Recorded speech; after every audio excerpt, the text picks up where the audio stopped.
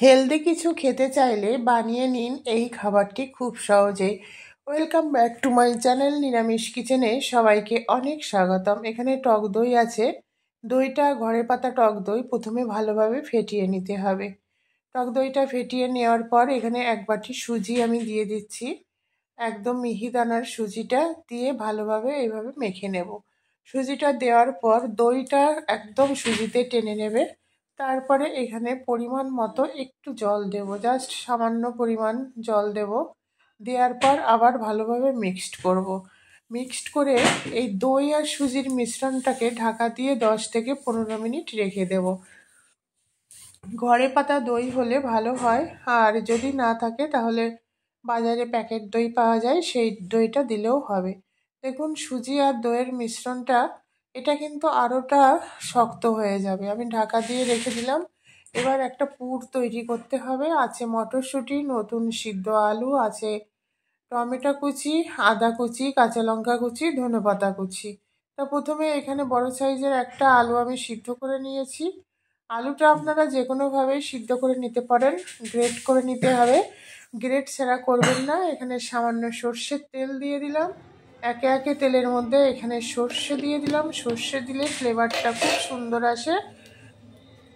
দেব আদা কুচি, কাঁচা লঙ্কা কুচি, মটরশুঁটি, টমেটো, এগুলি একে একে দিয়ে দেব। দিয়ে একটু নুন দিয়ে ভালোভাবে নাড়াচাড়া করে তারপরে গ্রেট করা আলুটা দিয়ে মশলা দিয়ে নুন, চিনি, হলুদ সমস্ত কিছু দিয়ে তারপরে একটা সুন্দর পুর তৈরি করতে হবে।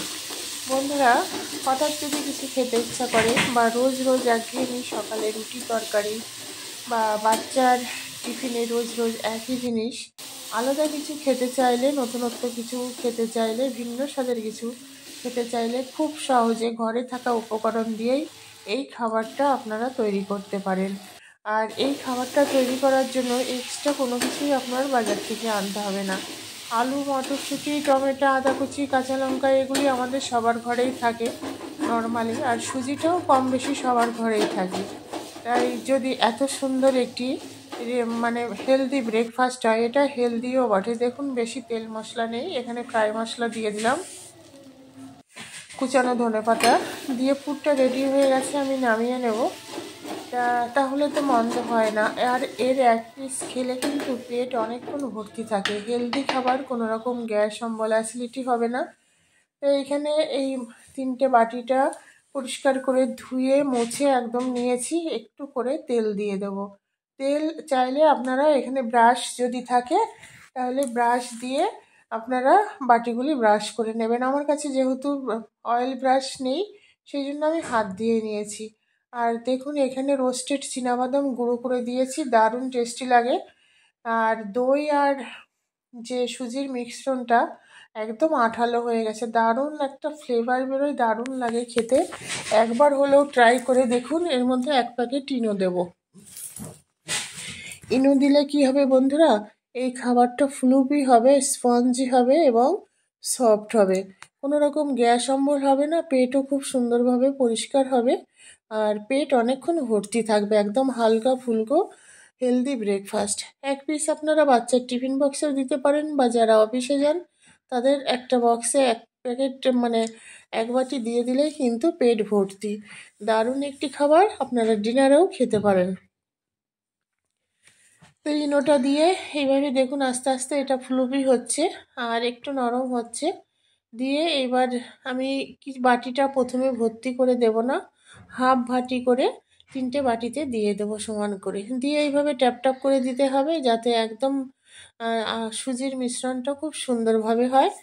এইবার আলুগুলি দেব। দেখুন অনেকটা পুর হয়েছে, আর এই এতটা পুর আমি 3টে বাটিতে দেব, তাই এইভাবে দিয়ে দেব অনেকটা পুর। এটা খাওয়ার জন্য অন্য কিছুর আর প্রয়োজন হয় না। 3টে বাটিতে এইভাবে দিয়ে দিলাম। বাকি যে মিশ্রণটা আছে এর উপর দিয়ে একদম ঢাকা দিয়ে দেবো যাতে দেখা না যায়, সেই মাছ চুরি করে খাওয়ার মতো বন্ধুরা।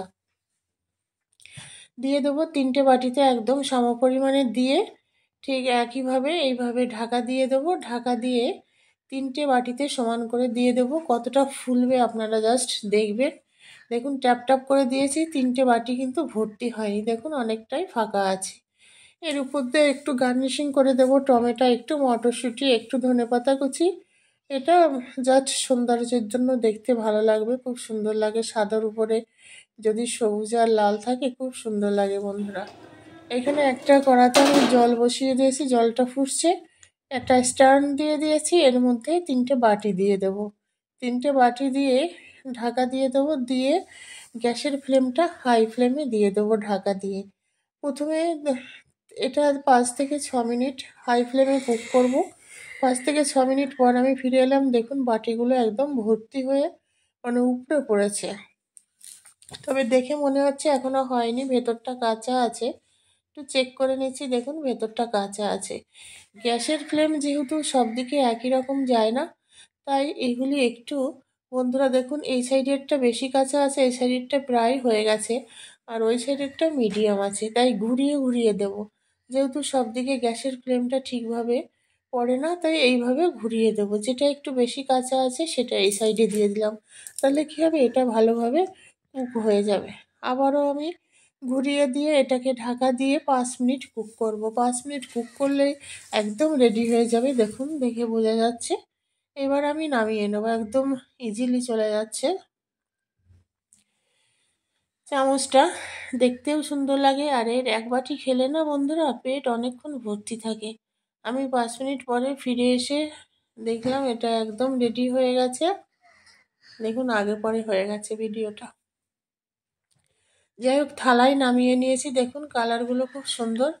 ঢাকা দিয়ে রাখছি আমি 10 থেকে 15 মিনিট ঠান্ডা হওয়ার জন্য। 10 থেকে 15 মিনিট পর আমি ফিরে আসছি। এবার এগুলোকে ঢালার একটু ট্যাপ ট্যাপ করে উল্টে দেবো, মানে বাটি থেকে ইজিলি বেরিয়ে আসবে, যেহেতু তেল দেওয়া ছিল। দেখুন স্পঞ্জি ঝাল কেকেও এটা বলতে পারেন। এইবার আমি কেটে আপনাদের দেখাবো কতটা স্পঞ্জি হয়েছে। দেখুন বাটিগুলো, মানে একটা পিস করে কেটে যদি বাচ্চাদের দিয়ে দেন না, ওরা ভীষণ মজা করে খাবে। দারুণ খেতে, আপনারাও বানিয়ে খেয়ে দেখবেন। রেসিপিটা যদি ভালো লাগে বন্ধুরা, একটা লাইক করতে ভুলবেন না, আর পাশে থাকা বেল আইকনটি প্রেস করে অল নোটিফিকেশন অন করে রাখবেন, যাতে নতুন নতুন রেসিপি আপলোড হলে সবার আগে আপনার কাছে নোটিফিকেশান যায়। নতুন বন্ধুদের উদ্দেশ্য বলছি।